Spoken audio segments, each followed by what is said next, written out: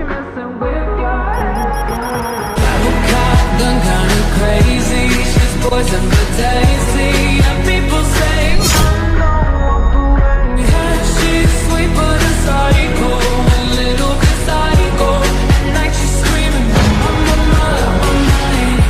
Nah, baiklah, di sini saya akan menjelaskan materi saya, yaitu KB Belajar 4 IPS yang bertema High Level Cognitive Learning Outcomes. Nah, pada High Level Cognitive Learning Outcomes ini merupakan capaian pembelajaran yang menuntut kemampuan berpikir tingkat tinggi, atau bisa disebut Higher Order Thinking Skills atau HOTS, yang artinya menganalisis, mengevaluasi, dan menciptakan. Lalu berikutnya ada dasar teori menurut tokoh ahli, yaitu taksonomi Bloom. Nah, revisinya mencakup 3 tingkat tertinggi kemampuan kognitif. Yang pertama tuh ada analyzing, yang artinya menganalisis contoh aktivitasnya, seperti menguraikan hubungan antar bagian. Lalu yang kedua ada evaluating, yang artinya menilai contoh aktivitasnya, seperti memberi penilaian berdasarkan kriteria. Yang ketiga ada creating, yang artinya menciptakan contoh aktivitas, seperti membuat ide baru atau produk dan solusi. Nah, lalu berikutnya ada ciri-ciri high level cognitive learning outcomes. Nah, yang pertama tuh ada berorientasi pada pemecahan masalah nyata. Nah, yang dimana capaian pembelajaran tingkat tinggi tidak hanya menekankan teori, tetapi mendorong peserta didik memecahkan masalah yang benar-benar terjadi dalam kehidupan sehari-hari. Contoh dalam kehidupan di sekolah tuh, misalnya siswa diminta mencari solusi atas masalah sosial seperti kemiskinan, lingkungan, atau ketimpangan ekonomi dengan menggunakan konsep IPS. Nah, apa sih tujuannya? Nah, tujuannya yaitu agar siswa mampu menghubungkan pengetahuan dengan realitas dan berkontribusi dalam kehidupan nyata. Lalu yang kedua ada mendorong refleksi diri dan kesadaran berpikir atau metakognitif. Nah, pada bagian ini menekankan pentingnya metakognisi, yaitu kemampuan untuk menyadari dan mengendalikan proses berpikir sendiri. Nah, yang dimana peserta didik tidak hanya belajar apa yang dipelajari, tetapi mereka juga bagaimana cara mereka berpikir, menganalisis, dan mengambil keputusan. Nah, apa sih tujuannya? Nah, tujuannya membentuk pembelajar yang sadar diri, kritis, dan mampu memperbaiki cara berpikirnya.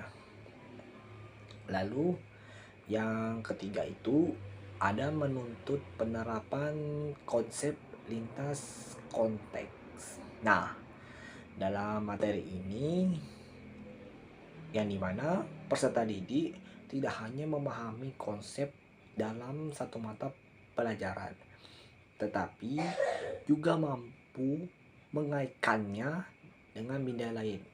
Contohnya, menghubungkan konsep ekonomi dengan sosial dan lingkungan saat membahas pembangunan berkelanjutan. Nah, apa sih tujuannya dari ini? Nah, tujuannya yaitu membangun pemikiran yang holistik dan kontekstual. Nah, lalu yang keempat tuh ada mendorong inovasi dan kreasi baru, yang dimana capaian pembelajaran tingkat tinggi mendorong peserta didik untuk menganalisis ide produk atau solusi baru dari hasil pemikiran kritis dan kreatifnya. Misalnya, siswa menciptakan rancangan program sosial, kampanye lingkungan, atau model bisnis sederhana. Nah, apa sih tujuannya? Nah, tujuannya yaitu menumbuhkan kreativitas, kemampuan berinovasi, dan jiwa wirausahanya. Nah, lalu yang kelima tuh menekankan kemandirian dan tanggung jawab belajar. Nah, ini menuntut peserta didik untuk belajar secara mandiri, aktif, dan bertanggung jawab terhadap proses belajarnya sendiri. Nah, dalam ini guru berperan sebagai fasilitator, bukan pusat informasi. Nah, apa sih tujuannya? Nah, tujuannya yaitu membentuk pembelajar seumur hidup, atau dengan disebut lifelong learner, yang artinya mampu mengatur strategi dan tujuan belajarnya. Lalu berikutnya tuh ada keterampilan metakognitif.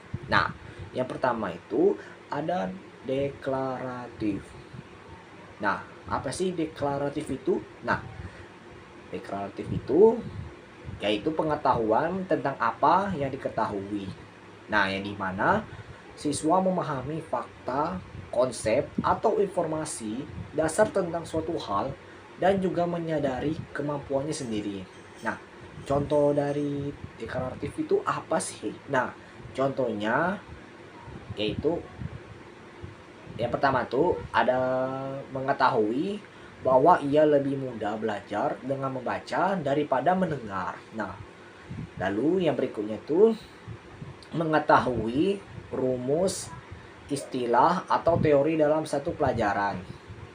Lalu fokusnya apa sih dari deklaratif ini? Nah, fokusnya apa yang saya ketahui.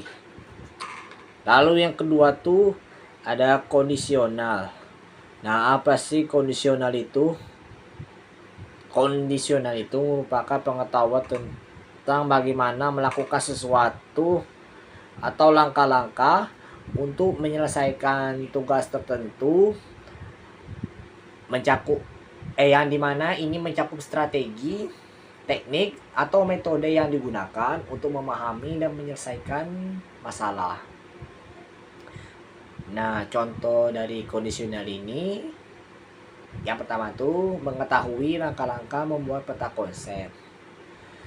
Lalu yang berikutnya itu mengetahui cara menganalisis data, memecahkan soal, atau menulis esai dengan struktur yang benar.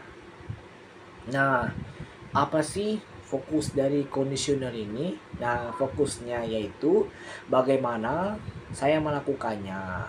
Nah, lalu yang ketiga tuh ada prosedural. Nah, apa sih teman-teman prosedural itu? Nah, prosedural itu merupakan pengetahuan tentang kapan dan mengapa menggunakan suatu strategi atau keterampilan tertentu. Yang artinya siswa tahu kapan metode tertentu paling efektif untuk digunakan dalam situasi belajar yang berbeda. Contoh prosedural ini apa itu?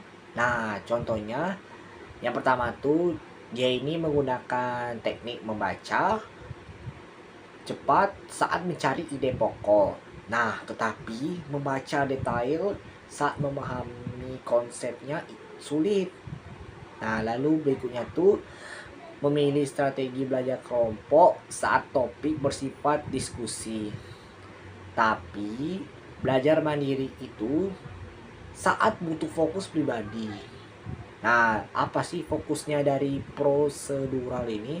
Nah, fokusnya yaitu kapan dan mengapa saya menggunakan strategi ini. Nah, lalu selanjutnya tuh ada keterampilan berpikir kreatif. Nah, yang pertama tuh ada menghilangkan ide beragam. Nah, yang dimana seseorang yang kreatif mampu menghasilkan banyak ide atau kata lain yaitu divergen untuk suatu masalah.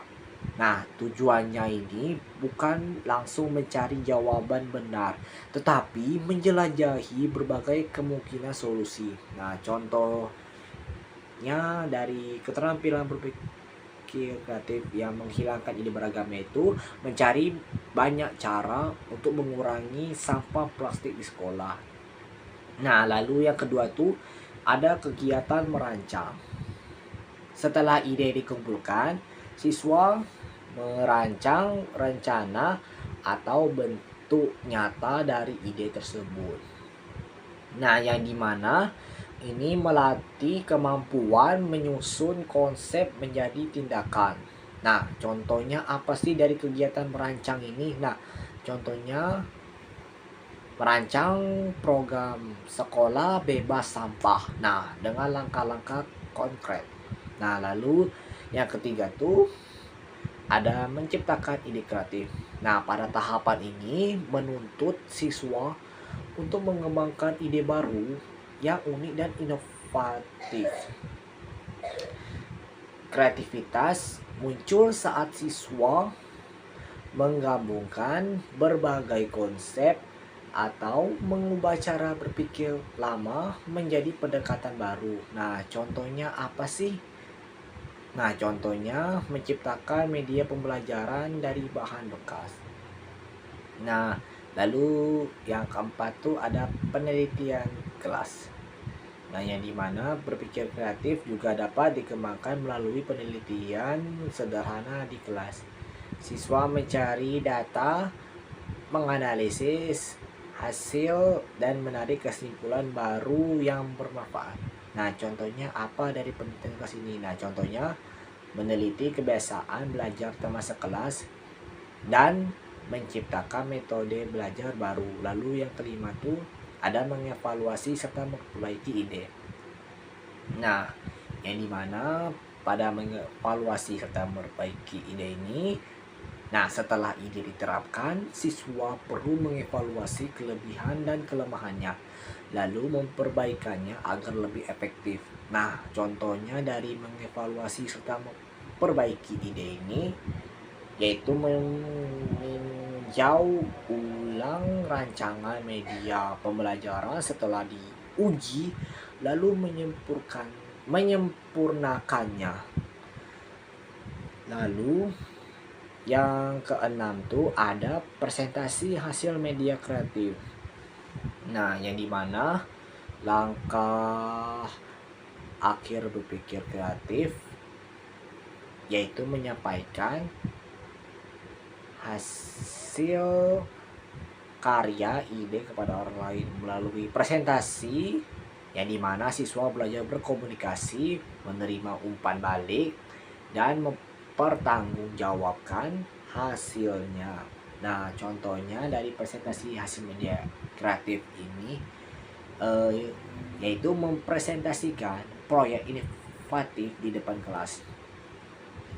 Lalu yang ketujuh tuh ada aspek utama. Nah, ini ada berbagi menjadi beberapa. Yang pertama tuh ada kelancaran atau fluensi. Nah, yaitu menghasilkan banyak ide. Lalu yang kedua tuh ada keluasan atau arti bahasa Inggris yaitu flexibility. Nah, melihat masalah dari berbagai sudut pandang. Nah, lalu yang berikutnya tuh keaslian atau originality. Nah, merupakan penghasilan ide yang unik dan baru. Nah, lalu berikutnya tuh ada perincian atau nama lainnya elaborations. Nah, merupakan pengembangan ide secara mendalam dan detail. Nah, lalu yang berikutnya kedelapan tuh cara melatih kreativitas. Nah, ada beberapa cara untuk menumbuhkan keterampilan berpikir kreatif di sekolah, antara lain. Nah, yang dimana mendorong siswa bertanya dan berpendapat bebas. Nah, menggunakan pembelajaran berbasis proyek atau masalah atau nama lainnya project atau problem based learning. Nah, yang berikutnya tuh ada memberikan tanggapan terbuka yang tidak memiliki satu jawaban benar. Nah, lalu berikutnya ada kemampuan metaliterasi. Nah, yang pertama tuh ada memahami informasi digital. Nah, apa sih memahami informasi digital ini? Nah, ini mana kemampuan untuk menemukan, mengenali, dan memahami makna informasi yang diperoleh dari berbagai sumber digital seperti internet, media sosial, e-book, video edukasi, dan lain-lain. Nah, apa sih tujuan dari memahami informasi digital ini? Nah, tujuannya agar seseorang dapat memilah informasi yang relevan, akurat, dan sesuai kebutuhan. Nah, contohnya dari memahami informasi digital ini yaitu memahami isi berita online dan konteks-konteksnya. Nah, lalu berikutnya menyetujui perbedaan antara fakta, opini, dan hoax. Mengerti cara kerja algoritma media sosial yang memengaruhi arus informasi. Nah, lalu yang kedua ada mengevaluasi informasi digital. Nah, apa sih mengevaluasi informasi digital ini? Nah, mengevaluasi informasi digital ini merupakan kemampuan untuk menilai keakuratan, kredibilitas, dan objektivitas informasi digital yang diperoleh. Nah, ini termasuk kemampuan berpikir kritis dalam membedakan sumber terpercaya dengan sumber palsu atau menyesatkan. Nah, apa sih tujuan dari mengevaluasi informasi digital ini? Nah, agar pengguna tidak mudah termakan di informasi berita palsu atau manipulasi digital. Nah, contohnya dari mengevaluasi informasi digital ini apa sih? Nah, contohnya yaitu mengecek keaslian sumber berita dengan fact checking. Nah, membandingkan informasi dari beberapa situs berbeda, menilai apakah konten dibuat untuk edukasi, promosi, atau propaganda. Nah, lalu yang ketiga tuh ada menyampaikan informasi digital. Nah, apa sih penyampaian informasi digital ini? Nah, ini merupakan kemampuan untuk menghasilkan dan membagikan informasi secara etis, jelas, dan bertanggung jawab di dunia digital. Nah, ini mencakup cara menulis, mempresentasikan, atau mengunggah konten dengan mempertimbangkan dampak sosial dan etika digital. Tujuannya apa sih dari menyampaikan informasi digital ini? Nah, tujuannya agar seseorang dapat menjadi komunikator digital yang bijak, mampu beradaptasi secara positif dalam ruang publik daring. Nah, lalu untuk berikutnya tuh ada contoh atau ilustrasi relevan. Nah, yang dimana dalam pembelajaran IPS keterampilan metakognitif tampak saat guru merancang peta konsep agar murid siswa lebih paham cara belajar. Berpikir kreatif muncul ketika murid membuat pameran budaya melalui seperti drama, poster, atau lagu. Nah, sedangkan Metaliterasi dilatih dengan mencari dan membandingkan artikel daring, lalu menyajikannya dalam infografis. Nah, ketiga keterampilan ini bisa digabung dalam tema kegiatan ekonomi. Misalnya, murid membuat tabel pekerjaan metakognitif, simulasi pasar mini atau kreatif, dan mencari data harga di internet atau metaliterasi. Nah, dengan begitu pembelajaran menjadi lebih hidup, menarik, dan sesuai tuntunan abad 21. Nah, dari beberapa penjelasan dari saya tadi, nah, adapun terdapat kesimpulan dari materi yang saya bisa ambil. Nah, dimensi high level cognitive learning outcomes ini berfokus pada pengembangan kemampuan berpikir tingkat tinggi peserta didik yang melampaui sekedar mengingat dan memahami informasi. Nah, pada dimensi ini pembelajaran diarahkan untuk menumbuhkan kemampuan menganalisis, mengevaluasi, dan menciptakan berdasarkan pengetahuan serta pengalaman yang telah dimiliki. Nah, peserta didik diharapkan mampu menghubungkan berbagai konsep untuk menemukan makna baru, menilai kualitas atau kebenaran suatu gagasan, dan menghasilkan solusi kreatif terhadap permasalahan yang kompleks. Nah, dengan demikian, hasil belajar pada dimensi ini tidak hanya menghasilkan individu yang cerdas secara kognitif, tetapi juga kritis, reflektif, dan inovatif dalam menerapkan pengetahuan pada situasi nyata. Nah, oke, sudah selesai penjelasan dari materi saya. Nah, teman-teman tadi kan sudah mendengarkan penjelasan materi saya. Nah, mungkin itu saja penyampaian dari saya. Mohon maaf kalau ada salah kata atau perbuatan saya kepada Allah Subhanahu wa taala. Saya mohon ampun. Saya akhiri. Wassalamualaikum warahmatullahi wabarakatuh.